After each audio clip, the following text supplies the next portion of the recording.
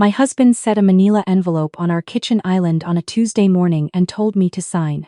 His attorney, not ours, his, sat across from me on one of the bar stools I'd reupholstered myself 3 summers ago, when I still thought small acts of care could hold a household together. Outside, the maple in our front yard had gone the color of fire. I remember thinking it was beautiful, the way everything was burning. I opened the envelope. Separation agreement. 18 years of marriage reduced to 11 pages of precise, bloodless language. I read every word, while his attorney cleared his throat twice. And my husband stood by the window, with his arms crossed, watching me the way you watch a stranger, calculating the distance between where he was standing and where this was heading. When I finished, I picked up the pen and signed. He exhaled. His attorney gathered the documents.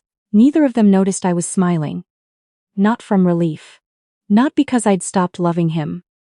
I was smiling because for the past 4 months, I had been building something they couldn't see. And in 36 hours, their world was going to look nothing like it did that morning. Before I get there, I need to take you back to the version of myself that existed before I understood what kind of man I had married. I met my husband during my 2nd year of pharmacy school. He was a 4th-year medical student finishing his surgery rotation, and he appeared next to me at a library study table one Tuesday evening, picked up my highlighter without asking, and said, "You're marking the wrong section." Then he sat down and helped me pass my pharmacology midterm. We were inseparable after that. We were 25 and 27, and we stayed up until 3 in the morning, talking about everything we were going to build together. And it all felt so close I could almost touch it. We married 2 years later.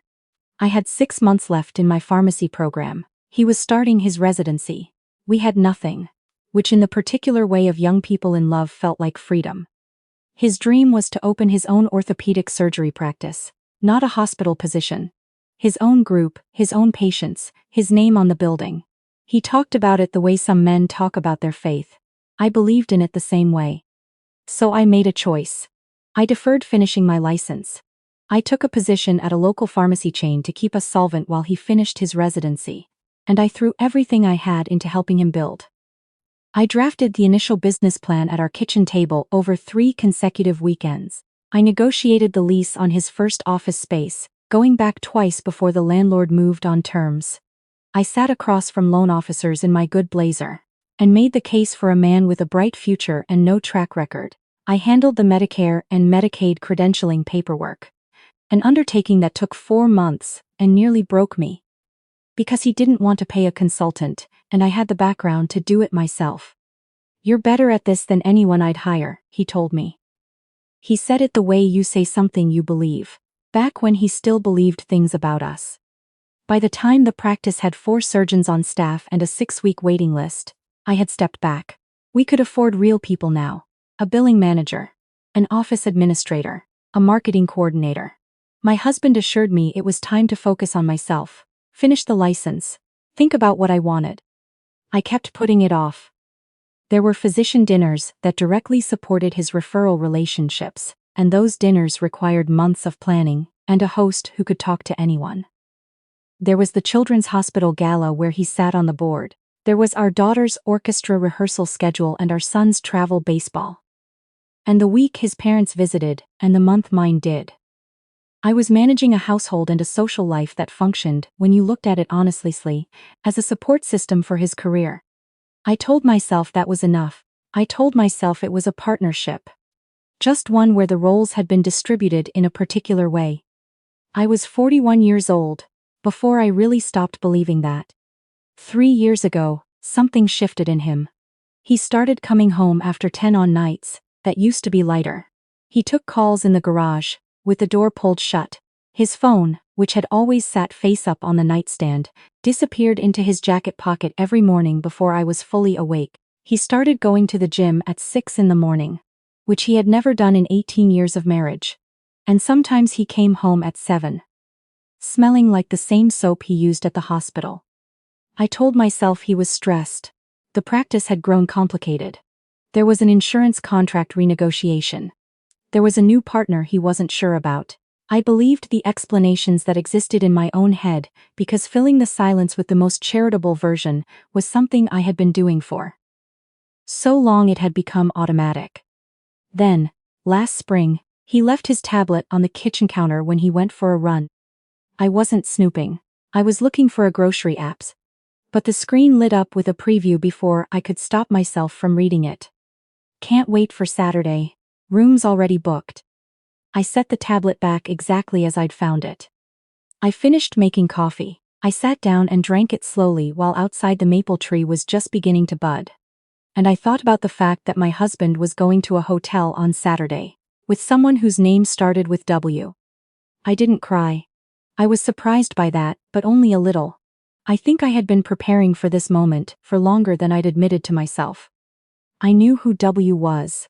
Whitney had been managing billing and insurance contracts at the practice for 2 years. She was 32, efficient in a way that made her seem frictionless, and she'd laughed at every one of my husband's jokes at the practice. Holiday party in December, with the kind of attention that makes the person next to you feel like furniture. I dismissed it at the time. I was the woman who filled silences with charitable versions. That night, I watched him eat dinner and answer our children's questions about his day, and pour himself a glass of the wine I'd selected, and I thought about something I had never let myself think before. How long has he been able to do this? How many dinners?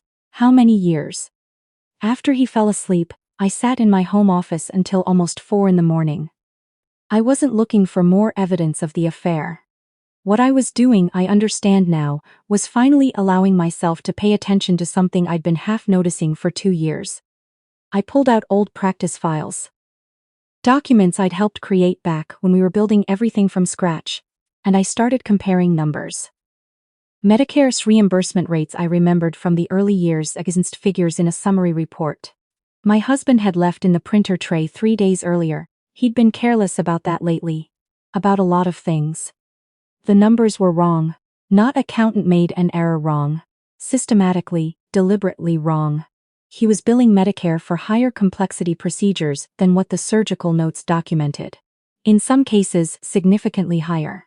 The billing codes reflected full reconstructions. The records I cross-referenced told a different story entirely. You had to know what you were looking at. I had built the original billing system. I knew exactly what I was looking at. I sat with that for 5 days before I did anything. I needed to be sure I wasn't reaching for something to be angry about. I wasn't. The pattern was there, and it went back. I estimated, close to 3 years. Which was when Whitney had taken over billing. On a Friday afternoon while my husband was in surgery, I drove to a public library 30 minutes from our neighborhood and used their computer to look up a phone number. My old college roommate, I'll just call her my friend from school, had gone into federal healthcare compliance after we graduated. We drifted badly over the years. My fault, mostly. I'd gotten so absorbed in building my husband's world that I'd let my own people go. She answered on the second ring.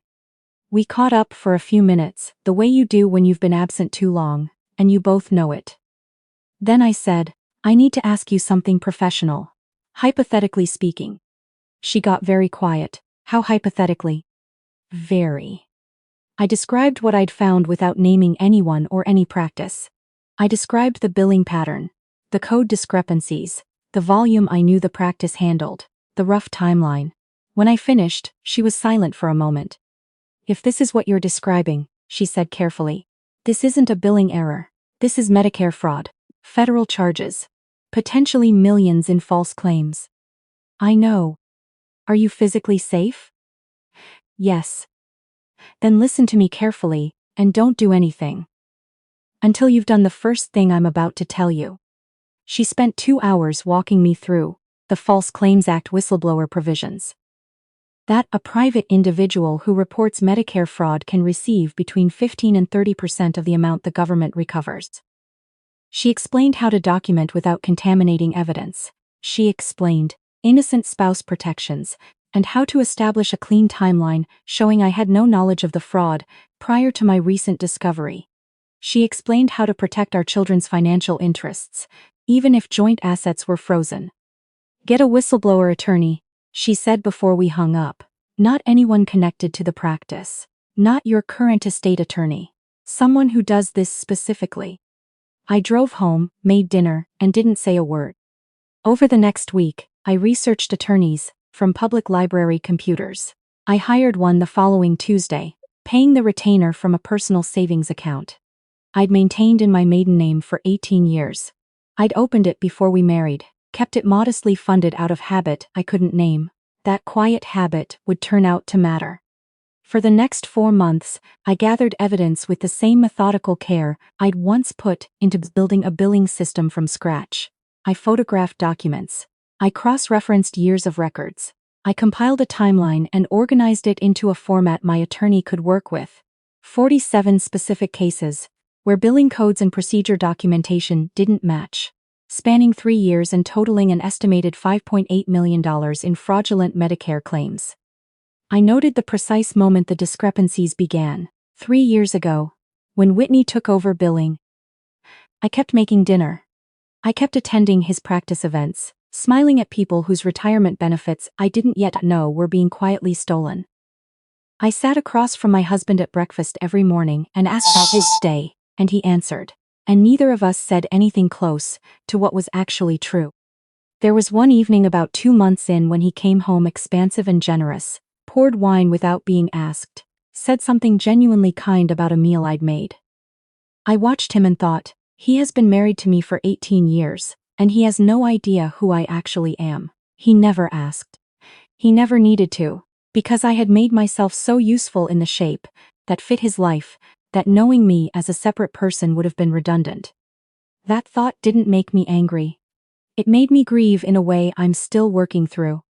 Then, in late September, he came home early with his attorney. Not our attorney, his. A man in his 50s with the resigned efficiency of someone who spent his career cleaning up after other people's decisions. My husband was wearing his charcoal closing suit. The one he saved for moments he'd already decided. He said he hadn't been happy for a long time. That we'd grown in different directions. His attorney slid the manila envelope across my island. The settlement was not generous. A lump sum equivalent to roughly 2 years of his declared income. The house, where I'd brought our children home from the hospital, where the garden in the back was still 2 seasons from finished, would be sold with 70% going to him. I would retain no interest in the practice. In the practice I had credentialed. Whose first loan I had argued for. Whose foundation I had built without a salary for 3 years. That was a long time ago, he said when I named it. The practice is what it is today because of decisions I've made over the past decade. I picked up the pen, I signed every page, he exhaled. His attorney stacked the documents. I hope you find what you're looking for, I said. And I meant it more precisely than he understood. After they left, I gave myself 12 minutes to feel it. I cried for about 4 of them. Not for losing him, but for the woman who had spent 18 years making herself smaller, so his dream would have more room. Then I went to my home office and finalized everything. The next morning, I drove to a FedEx business center 2 towns over and submitted the complete dossier through the HHS Office of Inspector General's secure online portal. 4 months of evidence. A 3-year billing analysis. Detailed annotations on every fraudulent case I'd documented. A precise accounting of the estimated fraud. I filed for innocent spouse relief simultaneously. I sat in the parking lot for a long time after, not triumphant, not relieved.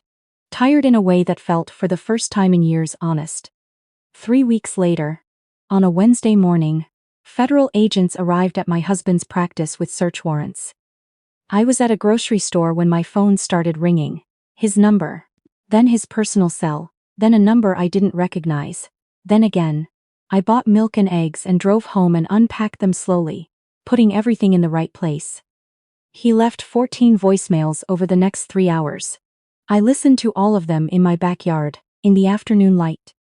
The first ones were controlled. There's a misunderstanding, I need you here. They're asking about joint accounts.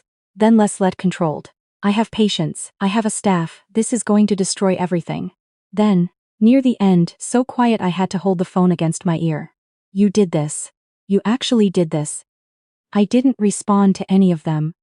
2 days later, I met with federal investigators at their field office. My attorney was with me.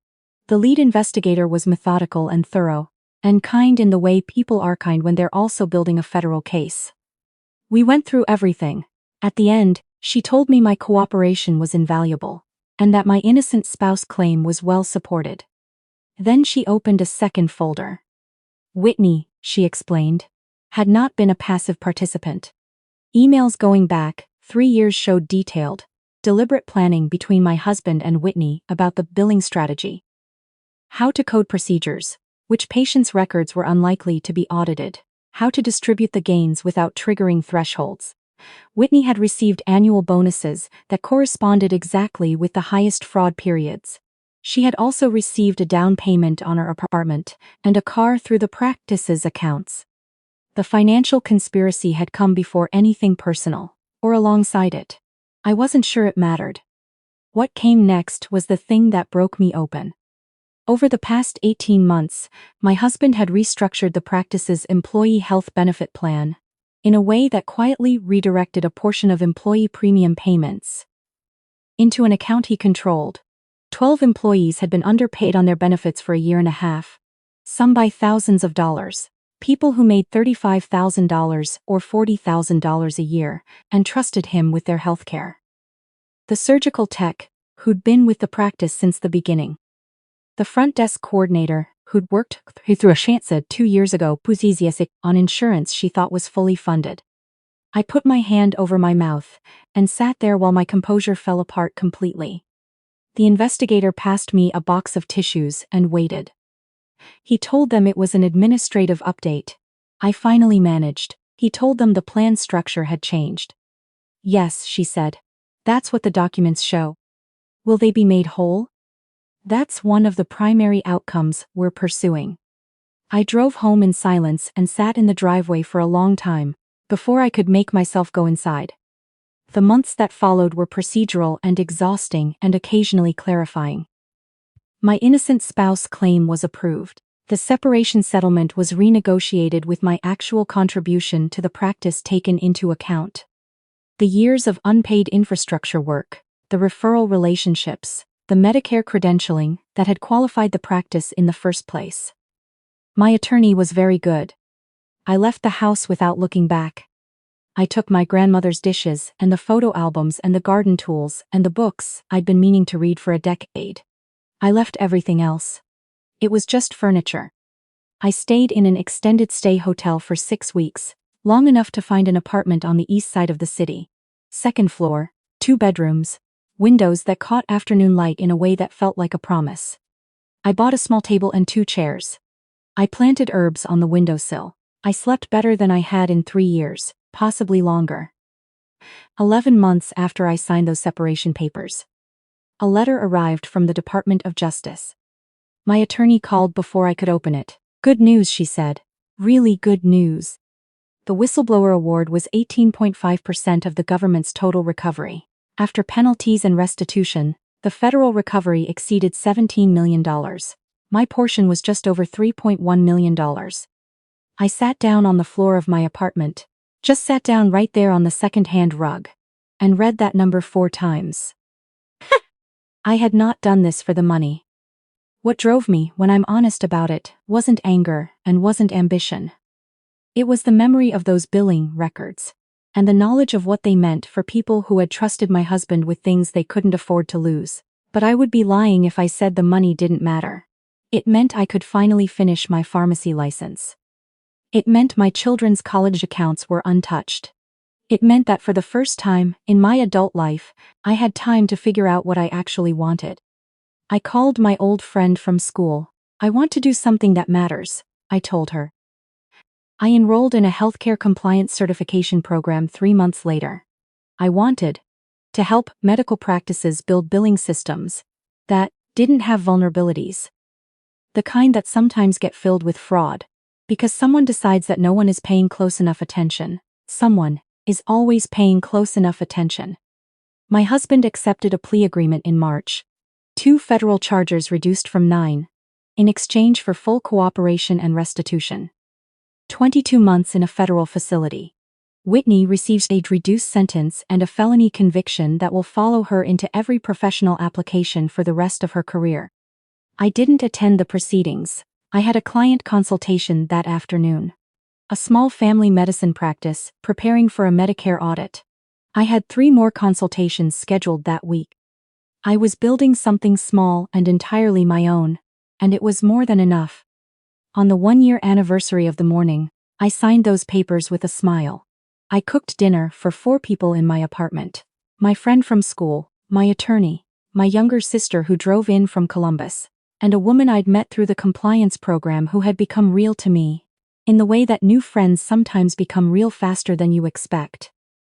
We ate at the table with the mismatched chairs I'd found at an estate sale.